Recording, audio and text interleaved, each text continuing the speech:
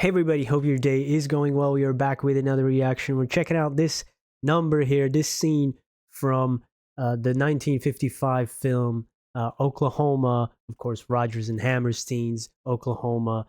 And this is Gene Nelson as Will Parker, Kansas City.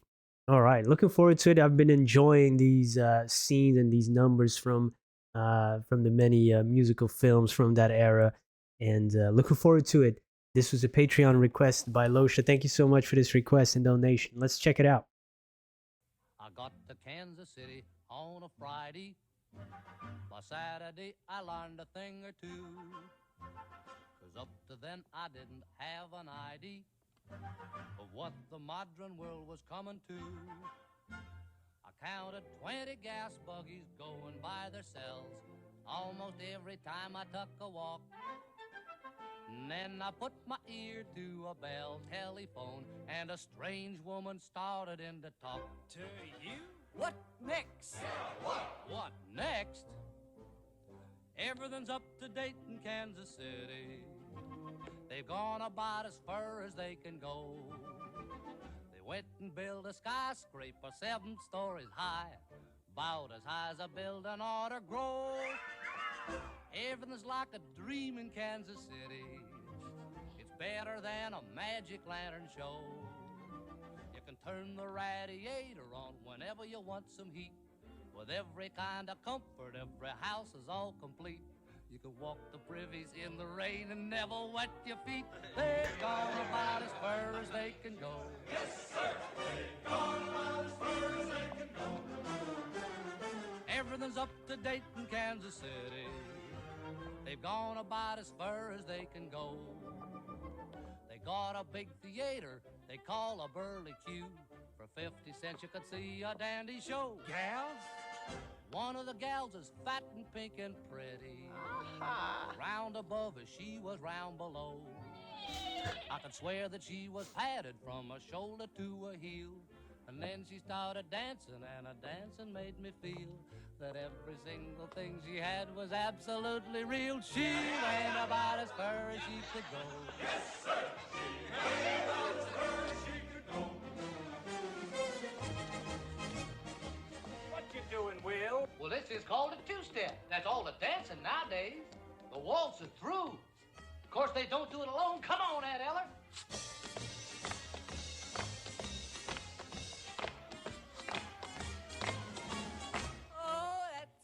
As far as I can go. Yes, sir. That's about as far as she can go. What you doing now, Will? Well, this is called ragtime. I seen a couple of actors doing it.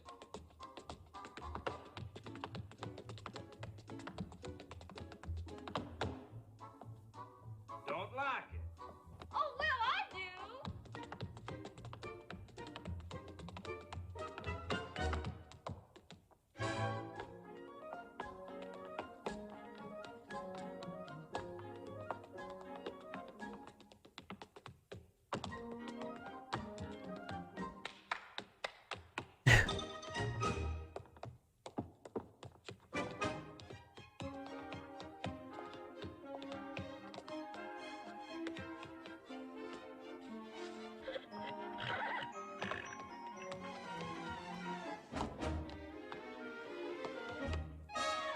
Ooh.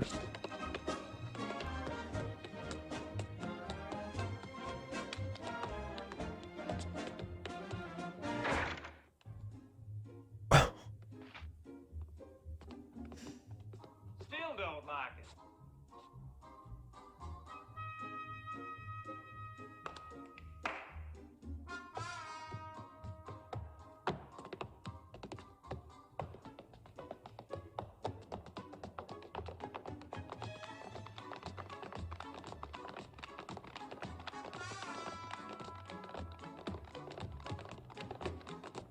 Come on, Aunt Eller, do-si-do.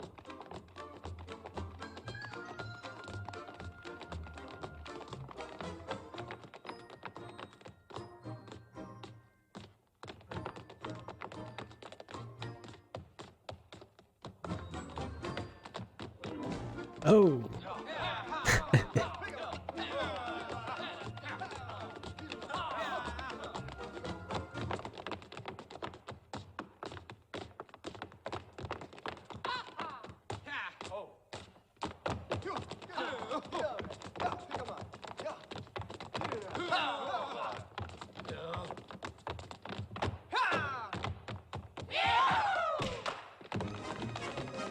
Oh.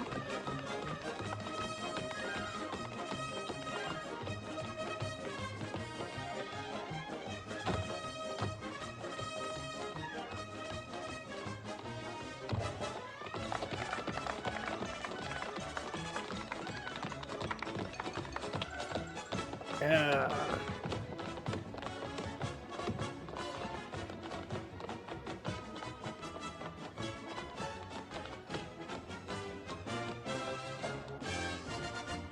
Hey there, Will Parker.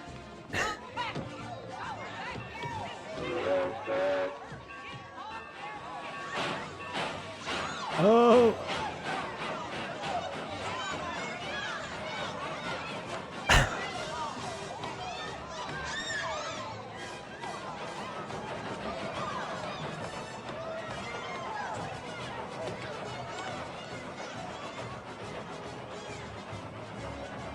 Oh, no way.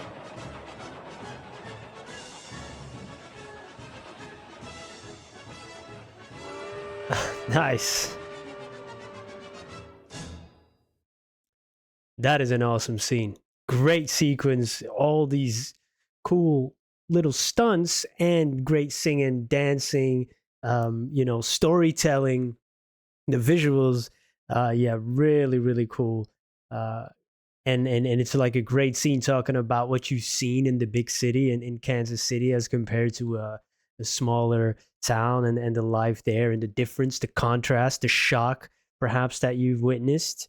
I imagine must be very and they said as far as they can go right now, 7-story skyscrapers and then of course uh, where is it going to end up then am I starting to ask now we've got you know uh, now you got Burj Khalifa how far are they going to take this and what's next, what's new, and then they wanted to know as well, keep telling this story and what you've seen, and then he teaches him like a dance and what he's seen and the pay phone, or what was a type of phone, bell phone, I guess that's referring to Alexander, what's his name, Graham Bell, and the Magic Lantern, the precursor kind of to motion picture.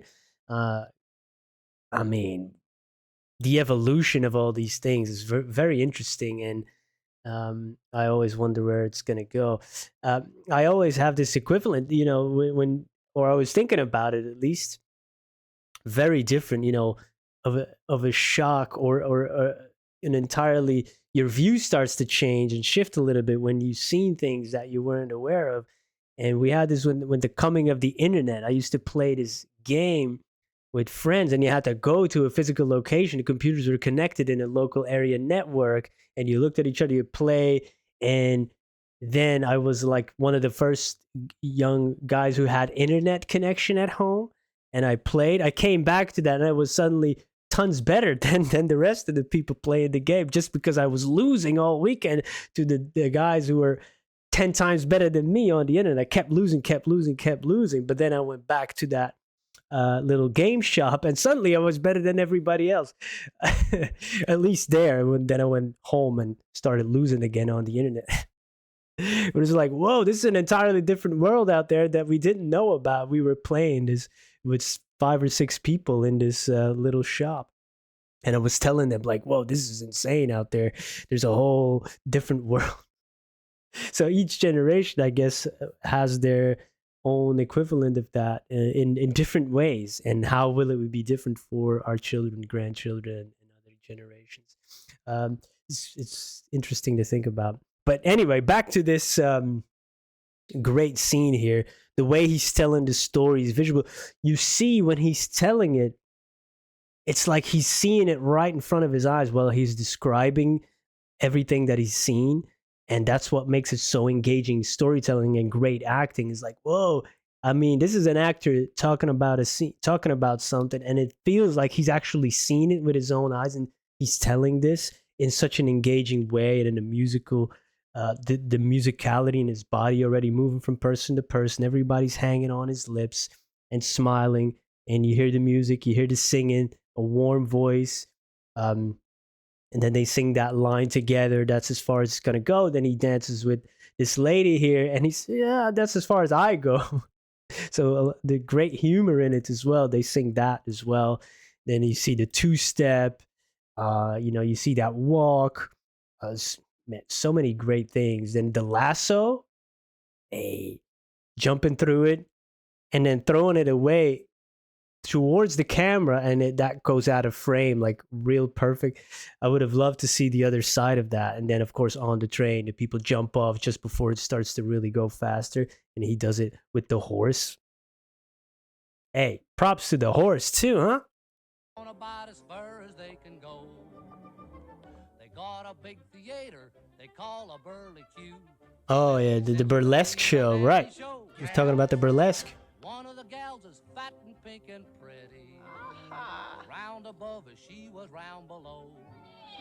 I could swear that she That laugh, what was that? And then she started dancing, and her dancing made me feel that every single thing she had was absolutely real. She ran about as Yeah, he thought it was padding, but it was real. It was real, as opposed to now. A lot of unreal things out there far as she could go. in every aspect.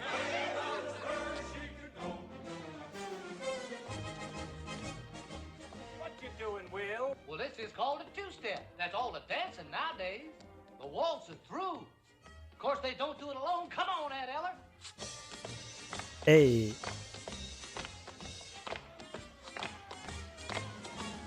Oh, that's about as far as I can go. That's about as far as she can go. What you doing now, Will? Well, this is called ragtime. I seen a couple of actors doing it.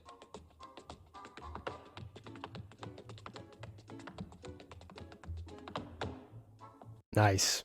Great scene.